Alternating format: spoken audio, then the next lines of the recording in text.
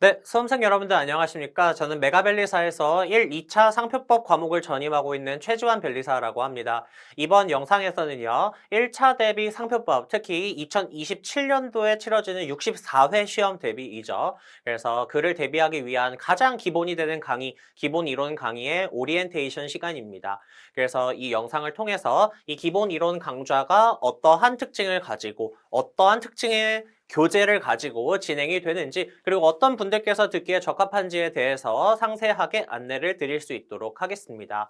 그리고 이 영상을 통해서 이제 이걸 궁금해 하시는 분들도 많을 거예요. 이제 최지환 변리사가 하는 이 상표법 강의는 이제 좀 어떠한 차별점이 있고 어떠한 특징이 있는지, 그런 거에 대해서도 조금 궁금증을 가지고 이제 강의 결정을 위해서 들어오신 분도 있을 거라고 생각을 합니다. 그래서 그런 결정에 좀 도움을 드리기 위해서 제가 강의를 할 때 어떠한 특징이 있는지, 그런 거에 대해서도 간략하게 소개하는 시간 가져보도록 하겠습니다. 일단은 제가 제 강의에 대해서 딱 한 줄로 이제 좀 설명을 드리면은요. 일단은 여러분들 공부할 때 특히 법 과목은요, 이런 모든 것들이 다 잘 되어야 하거든요.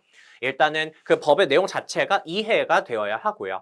나아가서 이해되고 끝나면 안 됩니다. 그 이해가 된 내용이 정리가 되어야 하고요. 그다음에 그런 것들을 바탕으로 어느 정도 암기해야 하는 부분은 암기를 해주셔야 되고, 이런 것들을 통해서 계속해서 여기까지가 마무리가 되고 나면 이런 것들을 반복하는 걸 저희가 회독이라고 이야기를 하죠.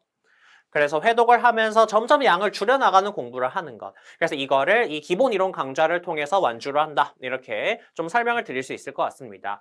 그래서 여러분들께서 지금 대부분은 상표법이라고 하는 과목 자체가 무엇을 다루고 이제 어떠한 내용들을 다루게 되는지 전혀 모를 거예요. 그런 상태에서도 이것들을 쭉 전체를 저희가 진행할 수 있도록 도와드리는 강좌다. 이렇게 딱 설명을 드릴 수 있을 것 같습니다. 그래서 이렇게 좀 간단하게 제 강의에 대해서 간단하게 한 줄로 좀 설명을 드려보았고, 일단은 여러분들께서 제가 누군지에 대해서도 잘 모르시는 분들도 있을 것 같아서 제 소개 간략하게만 드리고 저희 기본 이론 강의 오리엔테이션 진행해 보도록 하겠습니다. 이제 저 같은 경우에는요, 2016년도에 변리사 시험에 합격을 해서 지금 2017년도부터 강의를 시작을 해서 10년째 강의를 해오고 있습니다. 그래서 벌써 어느덧 상표법 강의를 시작한 지 10년 차가 되었고요. 처음에는 2차 대비 상표법만 진행을 했는데 이제 지금은 1, 2차를 모두 진행을 하고 있고, 특히 이제 1차 강의도 벌써 한 지 5년째입니다. 그래서 5년째 1차 상표법 과목도 담당을 해오고 있습니다. 그래서 일단 뭐 제 경력이나 이제 학력 같은 거를 보게 되면은 제가 공학 전공을 했어요. 그래서 원래는 제가 이런 공학과 관련된 일을 하다가, 근데 이제 제가 강의는 변리사 일을 처음 시작할 때부터 1년 차 때부터 상표법 강의만 했거든요.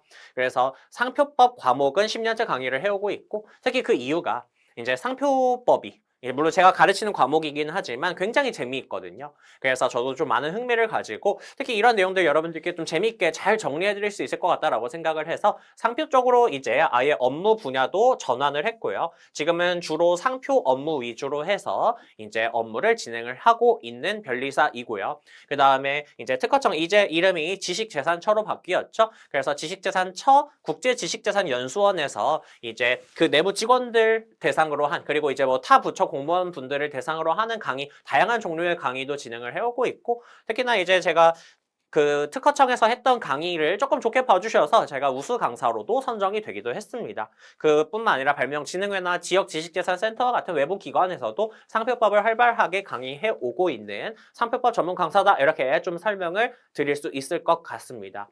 그래서 여러분들께 상표법에 대한 내용을 전달 드리기 이제 부족하지 않은 그러한 어떤 학력과 경력을 가지고 있다. 이렇게 말씀을 드릴 수 있을 것 같고요. 제 소개는 간략하게만 이 정도로 하고, 이제 여러분들께서 이제부터 공부를 하셔야 되는 상표법이라고 하는 과목이 어떠한 특징을 가지고 있는지, 그리고 이러한 과목을 공부를 할 때 분명히 어려운 점이 있거든요. 제가 그걸 알고 있어요. 저도 다 공부를 했었던 수험생을 거쳐왔기 때문에 그것들을 어떻게 어려운 점들을 조금 저희가 타개해 나갈 것인지, 그거에 대해서도 좀 설명을 드릴 거고, 그러한 공부 방법을 여러분들께서 직접 실현하기 위해서 제가 이 기본 이론 강좌를 어떻게 진행할 건지 강좌 오리엔테이션까지 순서대로 한번 진행을 해보도록 하겠습니다.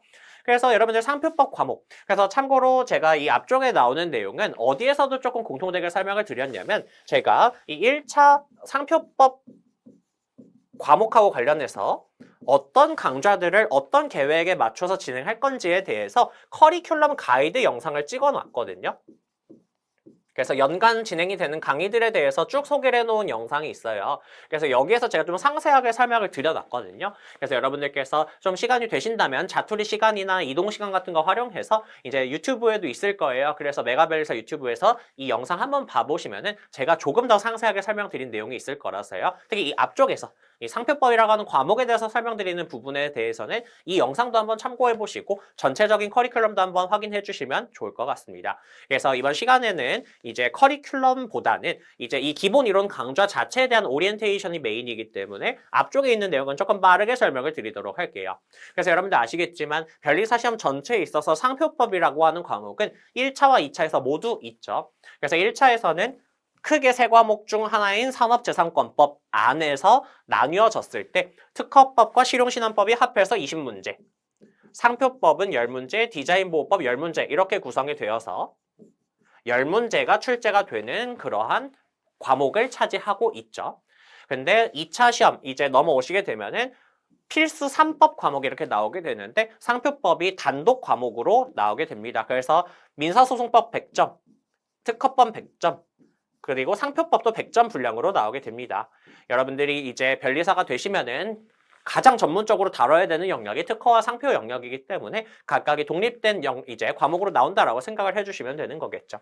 그래서 변리사 시험 전체 입장에서 봤을 때 1차 자체만 놓고 보면은 약간 적은 비중이기는 하지만 2차에서 단독 과목으로 서술형으로까지 여러분들이 대비를 하셔야 되는 과목이 되기 때문에 이제 전체적으로 보았을 때는 중요한 과목 중 하나이다 이렇게 좀 설명을 드릴 수 있을 것 같고요. 그래서 1차에서 차지하는 비중이 10문제 정도이기는 하지만 공부를 하실 때 그래도 좀 충실히 이해를 하면서 즉 굉장히 단편적으로 겉핥기식으로만 공부하지 않고 이 문구 하나하나가 갖는 의미가 무엇인지를 충분하게 이해하면서 정리까지 잘 해놓으신다면 그게 여러분들이 2차 준비할 때 넘어오셔서 큰 자산이 되거든요. 물론 2차에 와서 새로 암기해야 되는 것들이 많아요. 그래도 1차 때 충분히 이해하고 공부를 한 사람과 그냥 겉핥기식으로 공부한 사람은 넘어왔을 때 습득하는 능력 자체가 다릅니다. 출발선이 달라요. 그렇기 때문에 1차 준비하실 때부터 어느 정도 충분히 이해를 바탕으로 한 공부를 해놓으시면 너무 좋을 것 같고요. 그 다음에 제가 강의를 할 때도 그래서 항상 강조드리는 게 어떤 제도나 법조문을 이해하실 때 그냥 그 단편적으로 이해만 하기보다는 조금 더 충실하게 왜 이런 제도가 있는지 그리고 이러한 제도가 갖는 취지는 무엇인지 이런 것까지 제가 실제 사례를 통해서 계속 설명을 드릴 거거든요. 이렇게 해서 좀 충실하게 이해를 하는 공부를 해주시면 너무 좋을 것 같다. 이렇게 간단하게 말씀을 드릴 수 있을 것 같습니다. 근데요, 이 상표법 과목이요, 처음에 많이들 어려워하는 경향이 있습니다. 근데 왜 어려워하느냐? 그거에 대해서 좀 설명을 드려보면요. 일단은 절차법적인 성격이 있습니다. 이건 이제 특히 민법과의 차이점이죠. 여러분들이 특허법을 공부를 하셨다면 이미 어느 정도 느끼셨을 거예요. 무슨 말이냐? 여러분들이 민법 공부하실 때에는요. 누가 누구한테 돈을 빌려 주었을 때 또는 누가 불법 행위를 했을 때 그들 사이에 권리 의무 관계가 어떻게 되느냐? 이런 권리 의무의 실체적인 내용에 대해서 주로 학습을 했을 겁니다. 그리고 절차적인 내용에 대해서는 많이 다루지 않았을 거예요. 근데 특허 상표로 넘어오게 되면은요, 물론 실체법적인 내용도 많이 나옵니다. 당연히 이 상표권이라고 하는 권리가 취득되기 위해서는 어떠한 요건들이 있어야 되고 어떠한 요건은 없어야 되고 그다음에 그러한 권리가 발생하게 되면 그 권리를 어떤 식으로 행사를 할 수 있는지 이제 이런 것들의 실체적인 내용도 다루지만 법에 어떤 내용들이 같이 나오게 되냐면 절차적인 내용이 같이 나오게 됩니다. 그래서 지식재산처 그래서 여러분들 용어 명확하게 한번 좀 기억해 주세요. 여러분들이 일상적으로 예전에 쓸 때는 특허청이라는 용어를 많이 들으셨을 텐데 이제 2025년도 이제 하반기에 정부조직법이 개정되면서 특허청이라는 이름이 이제 그 부처의 단위가 하나 올라갔죠. 지식재산처라고 해서 총리 직속 기관으로 바뀌었습니다. 그래서 지금은 지식재산처예요.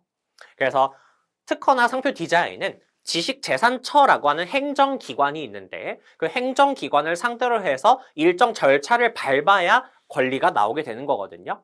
그랬을 때 그 절차를 밟을 때 발생되는 여러 가지 문제들, 절차적인 문제들인 거죠. 그래서 예를 들어서 상표를 출원할 때에는 출원서에다가 어떤 것들을 기재해야 하고 어떠한 하자가 있어서는 안 되는지 그 다음에 심사관은 심사를 진행을 했을 때 심사의 결과를 출원인에게 어떻게 내주게 되는지 이런 심사나 아니면 여러 가지 절차적인 문제들이 나온다라는 겁니다.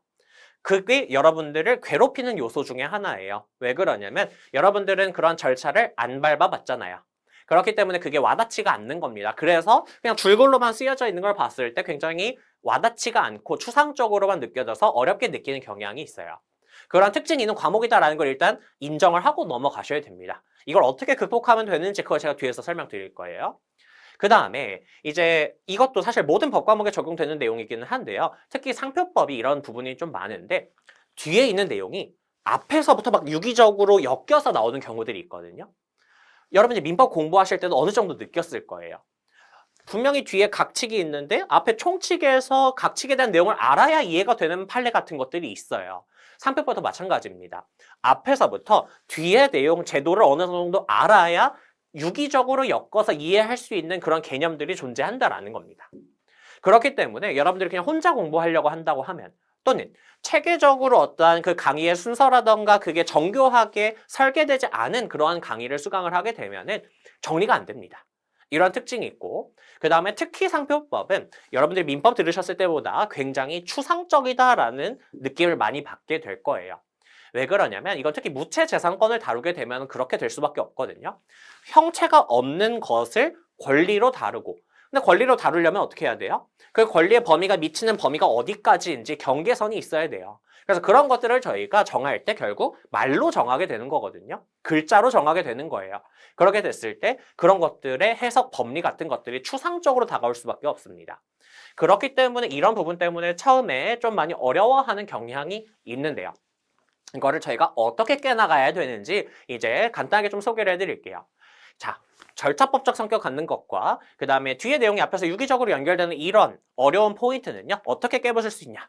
여러분 이거 여러분 화면 깨진 거 아닙니다. 제가 화면에다가 준비를 한 건데요. 이러한 어려운 요소를 저희가 한번 깨보자는 겁니다. 어떻게 깨볼 수가 있냐면요. 일단 여러분들이 디테일한 내용을 하나하나 정리하기 앞서서 일단 여러분들은 이 상표 출원 절차, 그 다음에 상표 제도에 관련된 여러 절차들이 어떻게 진행되는지 아예 모르잖아요. 그렇기 때문에 이제 항상 공부를 할 때 전체 세계관을 먼저 형성해 놓고 들어가면 좋습니다. 그래서 이건 참고로 제가 강의를 진행하는 것과 관련된 것이기도 한데요. 제가 이 기본 이론 강좌를 진행을 할 때 바로 책 펴고 여러분들 1페이지 상표법의 목적부터 들어가 보겠습니다. 이렇게 하지 않습니다. 어떻게 처음에 시작을 할 거냐면요. 일단은 앞에 7강은 저희 세계관 형성 강의로 진행이 되게 될 거예요. 그래서 이 7강 동안은 정말 쉬운 사례들을 바탕으로 해서 여러분들께 이 상표 제도라고 하는 것에 대해서 전체 세계관을 심어드리는 강의를 진행을 할 겁니다. 그래야 절차적인 부분도 이런 식으로 지식재산처를 상대로 해서 절차가 진행이 되는 거구나. 이런 식으로 서류를 내면 이런 것들을 심사를 해가지고 등록이 되게 되는 거구나. 이런 것들이 감이 오게 되거든요. 그래서 그걸 저희가 한번 쭉 할 겁니다. 그리고 이거를 해놓고 나서 구체적인 내용을 보면 뒤에 내용이 앞에서 유기적으로 연결되는 부분도 이해를 할 수 있어요.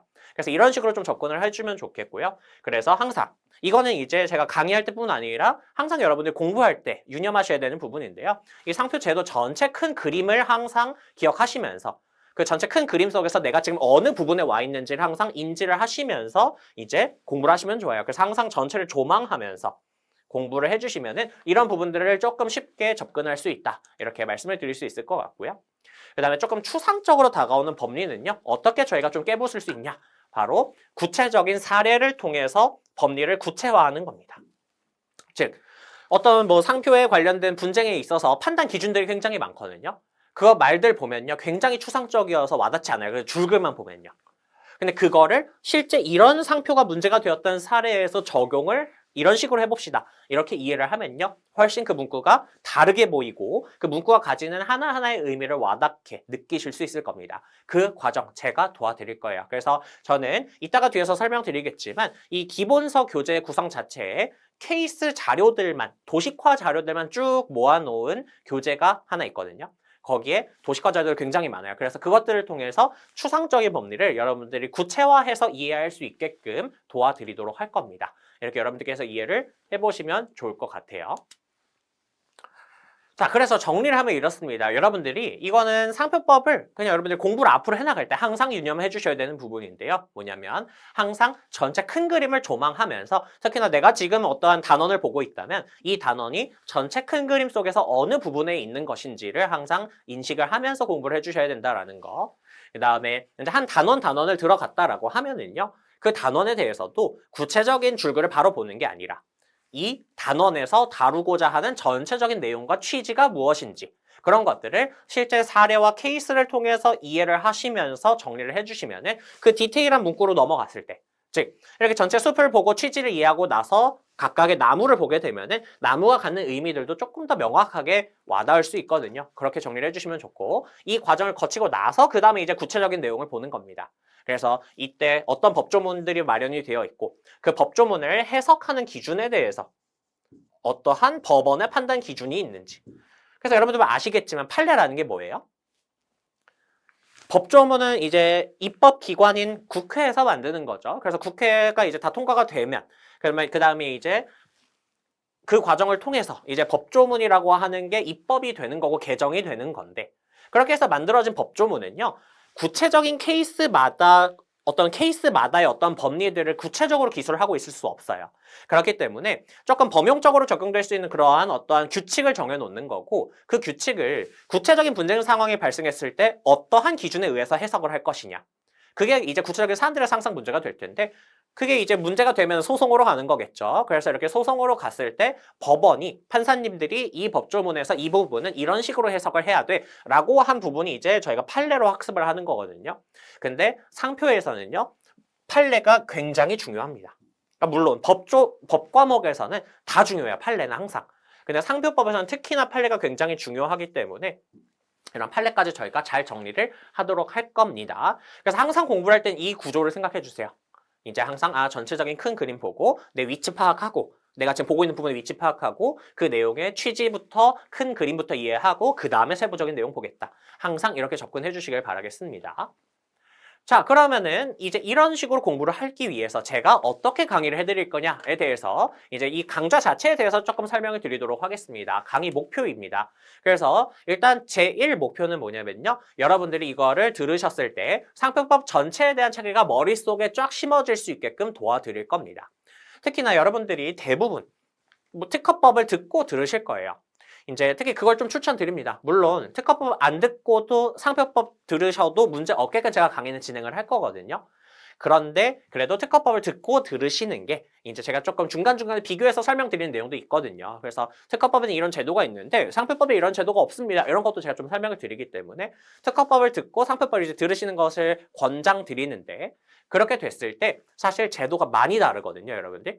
특허제도와 상표제도는 많이 달라요. 그래서 일단은 전체적인 체계를 제가 좀 새로 심어드릴 겁니다. 특허와는 조금 뇌의 어떤 사용 방식을 좀 바꿔야 되거든요. 그래서 그 사고 틀 자체를 바꿔드릴 거고 그 다음에 이제 구체적으로 1차 상표법 결국 여러분은 근데 상표제도 이해만 하고 끝나려고 지금 이 강의 들으시는 거 아니잖아요. 1차 시험을 보고 거기서 상표법 과목에서 이제 다 맞거나 또는 뭐 한두 개 정도만 틀리기 위해서 그래서 높은 점수를 받기 위해서 들으시는 거죠. 그래서 시험 대비를 위한 이론 정리를 제가 당연히 해드리는 강좌다 이렇게 생각을 해주시면 됩니다. 그 다음에 아까도 말씀드렸지만 그냥 단순히 이 줄글 여러분들 중요하니까 읽으세요가 아니라 저는 이 문구는 이런 식으로 이해를 하시면 되고 이 제도는 이런 식으로 정리를 하면 되어서 이런 식으로 암기를 해주시고 앞으로 어떻게 회독을 해주시면 된다까지 완성을 시켜드릴 겁니다. 그래서 특히 이해 정리 이 부분은 제가 강의를 통해서 많이 정리를 해드릴 거고 그 다음에 암기 회독 이건 사실 여러분들이 하셔야 되는 거는 맞거든요. 근데 이제 어떤 것도 제가 다 도움을 드리고 있냐면 뒤에서도 설명드리겠지만 여러 학습 보조 자료들을 제공해드리는 게 많이 있을 겁니다. 그래서 여러분들이 암기 좀 쉽게 접근하실 수 있게끔 그 다음에 반복 회독 조금 쉽게 하실 수 있게끔 여러 자료들 제공해드릴 거니까 제 기본이론 강좌와 연계해서 계속해서 정리해 나가시면 뒤에까지 한 번에 정리를 완성할 수 있다. 이렇게 이해를 해주시면 좋을 것 같습니다. 제 강의의 특징에 대해서 좀 설명을 드리도록 하겠습니다. 아까도 말씀드렸던 건데요. 여러분들 지금 상표 제도 자체에 대해서 아예 모르는 상황이라고 가정을 할 겁니다. 그렇기 때문에 강의 초반부 7개의 강의 그래서 1강부터 7강까지가 될 거예요. 이 강의에서는 상표에 관련된 세계관을 여러분들께 심어드리는 강의를 진행을 하도록 할 겁니다. 참고로 여기에서 이제 좀 궁금하신 부분이 한 가지 있을 거예요. 여러분들 메가벨리사에서 무료 특강 존에 가보시면은 7시간 안에 정리하는 상표 세계관 강의가 있을 거거든요. 근데 이제 그 강의는 뭐냐면 제가 작년 강의, 그래서 2026년 대비 기본 이론 앞에서 1강부터 7강까지 진행했던 강좌가 있어요. 그래서 그거를 이제 해가 바뀌면은 제가 그걸 무료 특강으로 열고 그 다음에 이제 이 기본 이론 강좌에서 하는 강좌는 새로 다 촬영을 하고 있습니다. 그래서 사실 이게 세계관 강의라는 게 어떻게 진행이 되는지 한번 맛보고 싶다. 그러시면은 물론 지금 이 기본 이론 강좌에서도 1강은 맛보기로 오픈이 될 거예요. 그래서 그 맛보기 강좌를 이제 확인하셔도 되고 무료 특강 좀 가셔서 이것도 한번 뭐 시간 될 때 좀 참고해 보셔도 됩니다. 근데 이제 어차피 기본 이론 들으실 거면은 그냥 기본 이론 강의에 있는 거 들으세요. 왜냐하면 제가 물론 크게 내용이 많이 달라지는 건 아니겠지만 그래도 매번 업데이트를 하거든요. 그래서 이번에도 2026년 대비 기본 이론 강좌에서 앞에서 찍었던 그 세계관 강좌보다 조금 더 여러분들께 이런 것도 먼저 설명드리면 좋겠다 싶은 것들 반영해가지고 업데이트를 했어요. 그래서 이제 한번 맛보고 싶으시면 이것도 활용해 보시면 되는데 어차피 기본 이론 들으실 거면 그냥 세계관 강의, 어차피 기본 이론 강의 앞에 포함되어 있는 걸로 들으시면 된다 이렇게 말씀드릴 수 있을 것 같고요. 그 다음에 제 강좌의 특징은 어떠한 제도에 대해서 설명을 드릴 때 항상 풍부하게 관련 사례를 가져올 겁니다. 그래서 대법원 판례 사안도 설명드릴 거고 만약에 대법원 판례 사안이 없는 경우면은 그냥 좀 하급심이나 실무 사례 같은 거라도 가져와서 여러분들께 이해를 시켜드릴 겁니다. 그래서 특히 저는 좀 그런 책임감을 항상 가지고 있어요. 그래서 어떤 제도에 대해서, 단원에 대해서 설명을 드릴 때 가장 여러분들께 쉽게 정리하실 수 있는 방식으로 전달을 드리고 그 다음에 꼭 이해를 시켜드리겠다. 이 문구를 여러분들이 쉽게 접근할 수 있게 이해를 시켜드리겠다. 이렇게 항상 접근을 하고 있거든요. 그래서 강의 자체가 그거에 좀 초점이 맞춰져 있다라고 이해를 해주시면 될 것 같습니다. 그래서 저는 단순히 그냥 책 읽는 강의의 형태로 진행하지 않습니다. 여러분들 같이 몇 페이지 몇 줄부터 몇 번째 줄까지 같이 읽어보겠습니다 하고 자 이해하셨죠? 넘어가겠습니다. 이렇게 하지 않습니다. 이렇게 하지 않고요. 이제 조금 더 구체적인 사례 같은 것들을 제시를 해주면서 여러분들께 그 문구를 사례와 함께 이해를 시켜드릴 겁니다. 강의 교재 같은 경우에는요. 상표법 강의라고 하는 기본서 교재가 가장 베이스가 되는 교재가 될 겁니다. 이게 메인 교재가 될 거예요. 그 다음에 조문 노트 교재 같은 경우에는 서브로 참고가 될 거예요. 그래서 이 조문 노트 교재는 여러분들이 어차피 있으셔야 되거든요. 뭐냐면 여러분들 상표법 법조문만 따로 모아놓은 교재가 있고 여러분들이 나중에 회독하실 때 이 조문 노트를 여러 번 회독하셔야 되거든요. 여러분들 이 기본서에도 법조문의 내용은 다 있어요. 근데 이 기본서에 있는 법조문은요. 완전히 1조부터 순서대로 그대로 있는 건 아니에요. 왜냐하면 이 법조문의 내용이 1조부터 쭉 있다라고 했을 때 그거를 조금 더 제도적으로 이해하기 쉽게끔 구성을 하다 보니까 이 법조문 번호 순서 같은 게 이 단원이 진행되는 것과 완벽하게 일치하지 않을 수 있거든요. 그래서 처음에 공부할 때 이걸 위주로 하는데 근데 조문 노트도 어차피 있으셔야 돼요. 그래서 제가 아예 기본 강의 할 때 이 조문 노트도 중간중간에 좀 참고할 수 있게끔 그래서 조문 위주로 봐야 될 때는 조문 노트를 좀 제가 참고를 할 겁니다. 그리고 이제 그런 질문도 많이 받아요. 이 법조문 그냥 뭐 법제처나 아니면은 어떤 법원 관련된 사이트에서 받으면 되는 건가 안 되나요? 이렇게 질문도 많이 주시는데 그러셔도 됩니다. 근데 이제 여러분들께서 직접 보시면은 조금 번거로운 게 있어요. 예를 들어서 법조문이 다른 법조문을 인용할 때에 대한 내용이라던가 또는 이제 뭐 특허하고 디자인하고 비슷한 부분이 있는데 약간 다른 부분이 있는 경우도 있거든요. 그런 거를 비교할 때 여러분들이 직접 하셔야 되는데 제가 조문 노트에다가는 그 작업을 다 해놨어요. 인용되는 조문이나 피인용되는 조문 같은 것들을 다 표시를 해뒀거든요. 그래서 여러분들이 조문 공부하실 때 훨씬 효율적으로 하실 수 있게끔 제가 편집을 다 해놨으니까 가급적이면 이 조문 노트까지 구매하셔서 강의 들어주시면 좋을 것 같습니다. 그래서 참고로 이제 간략하게 또 나온 김에 설명을 드리면은 제가 1차부터 2차까지 풀 교재 라인업을 다 구비를 하고 있다라는 거. 그래서 이제 1차 교재 라인업에 대해서 간단하게만 소개를 드리면은 이제 상표법 강의 이 교재가 이제 가장 기본이 되는 1차 기본서 교재이고요. 뭐 1, 2차 할 거 없이 기본이 되는 교재이죠. 기본서 교재이고 그 다음에 이제 뷰 시리즈가 있을 거예요. 그래서 이 뷰 시리즈가 1차 대비용 서브집이라고 보시면 됩니다. 참고로 아래에 있는 테마 시리즈 같은 경우에는 여러분들이 이제 2차 오면 보시게 될 2차 대비용 서브집 라인이라고 생각해 주시면 될 것 같습니다.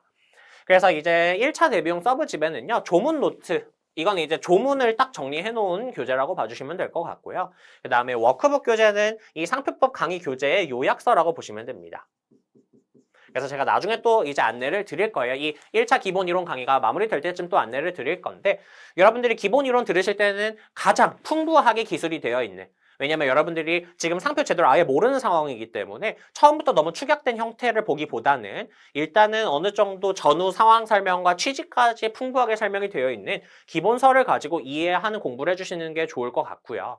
그래서 그렇게 기본 이론 들으시고 1, 2회독 복습을 하고 나서부터 워크북으로 넘어가시면 됩니다.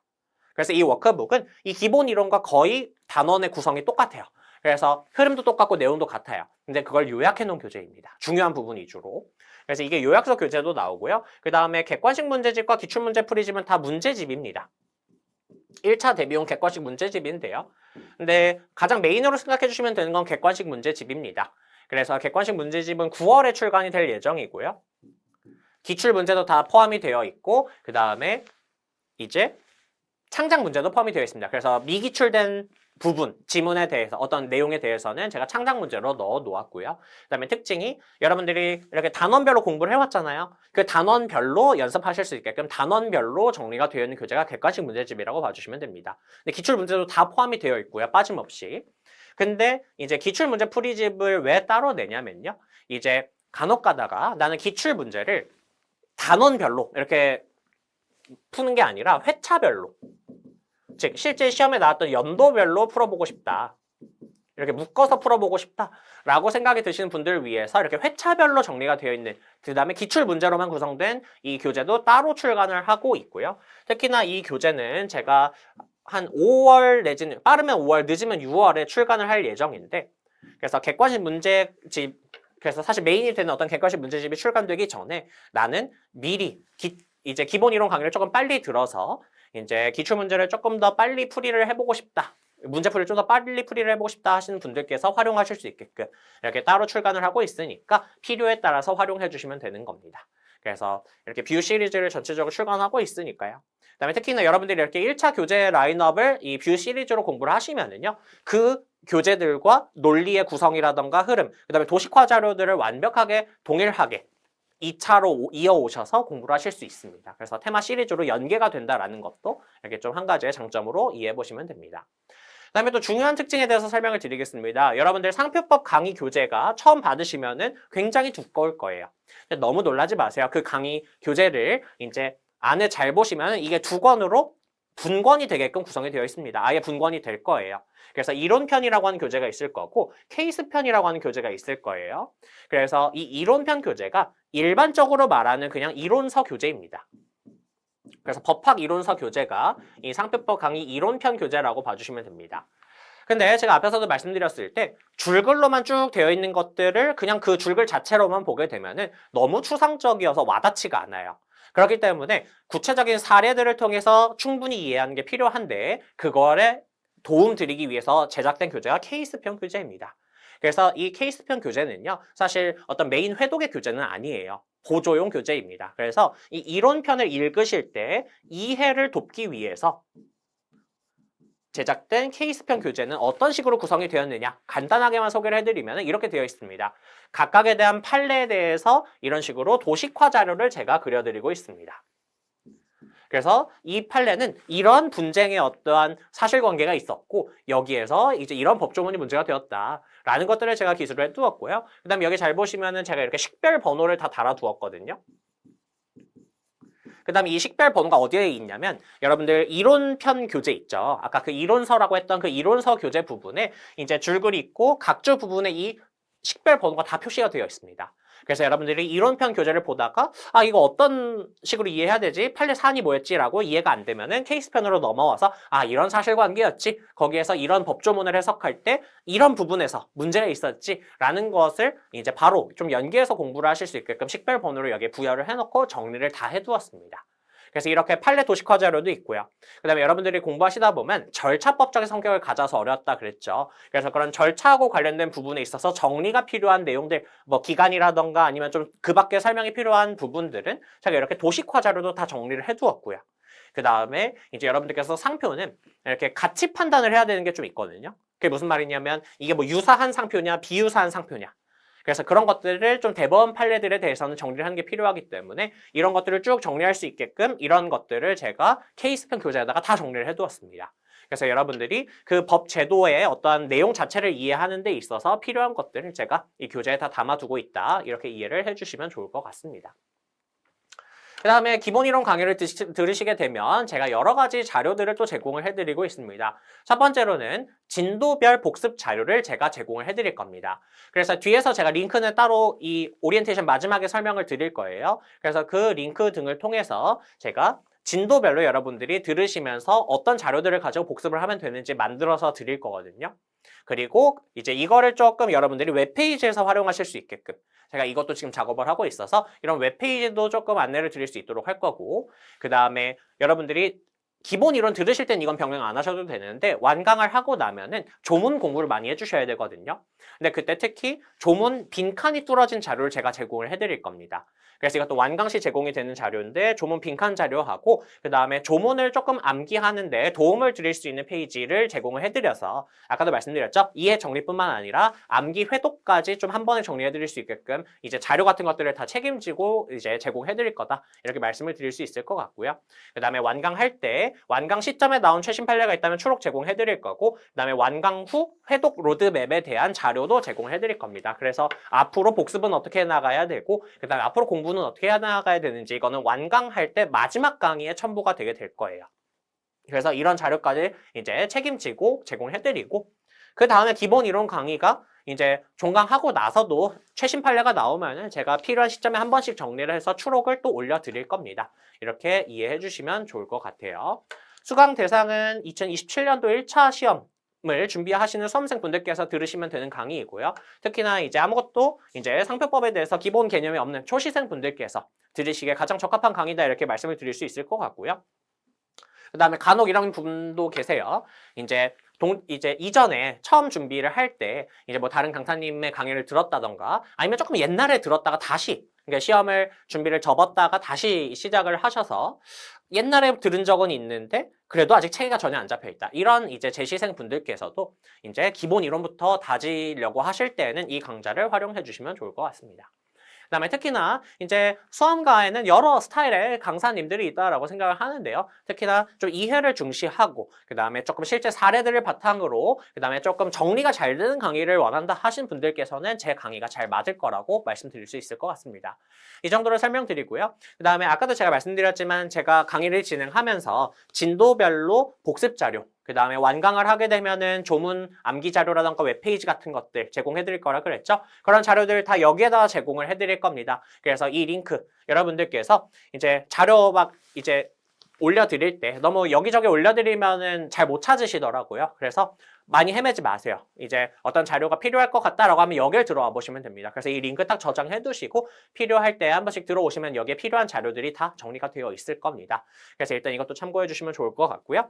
지금 이 오리엔테이션 영상을 통해서 여러분들께서 이 상표법 과목을 이제 어떻게 공부를 해나가야 되겠구나. 아까 제가 강조드렸던 것들이 있죠? 다시 한번 기억해 주시고 제 강의가 어떤 컨셉으로 진행이 될 건지에 대해서 감을 잡으셨길 바라겠습니다.